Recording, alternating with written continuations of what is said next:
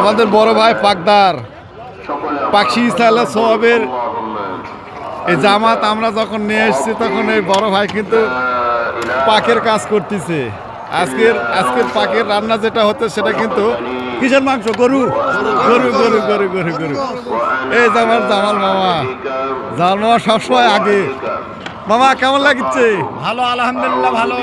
কেমন কেমন লোকের আগমন হয়েছে? বহু লোকের আগমন হবে, লক্ষ লক্ষ লোক।